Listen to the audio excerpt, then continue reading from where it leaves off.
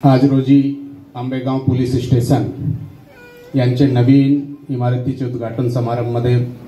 प्रमुख अतिथी म्हणून लाभलेले आपला पुणे शहरचे पोलीस आयुक्त अमितेश कुमार सर, या भागाचे डीसीपी झोन 2 स्मार्तना पाटील मॅडम, नवीनच रजू झालेल्या additional CP west region Bansod साहेब जे आता थोडी वेळात पोहोचतील, एसीपी राहुल आवारे साहेब आणि ज्यांचे पुढाकाराने हे नवीन बिल्डिंगचे निर्मिती आणि सर्व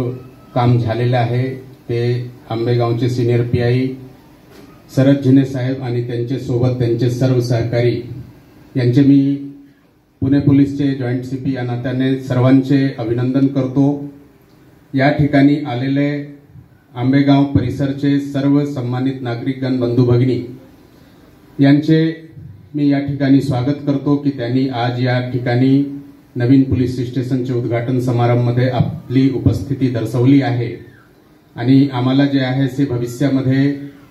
पोलीस स्टेशनचे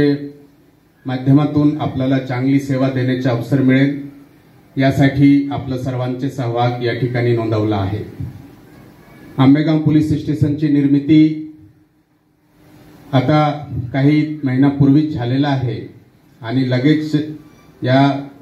पोलिसांचे सिनियर पीआई शरद झिनेने मनावर घेतला की नाही, नवीन पोलीस स्टेशनची निर्मिती झाली तर बिल्डिंग ही नवीन झाली पाहिजे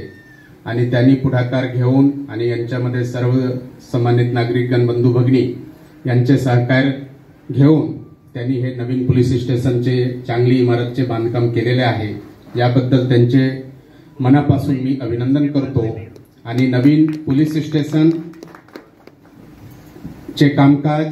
नवीन बिल्डिंग मध्ये चालून या भागाचे सर्व नागरिकांना एक चांगली पोलिसिंग देण्याच्या जे आहे ते कार्य नक्कीच या पोलीस स्टेशनच्या माध्यमातून होणार आहे। या आज रोजीचे कार्यक्रमचे औचित्य साधून मी सर्व पोलीस स्टेशनचे अधिकारी अंमलदार यांना आवाहन करतो की लोकांनी आपल्यावर विश्वास दर्शवला आहे तर त्या विश्वासावर आपण खरा उतरला पाहिजे आणि नागरिकांची जे अडीअडचण आणि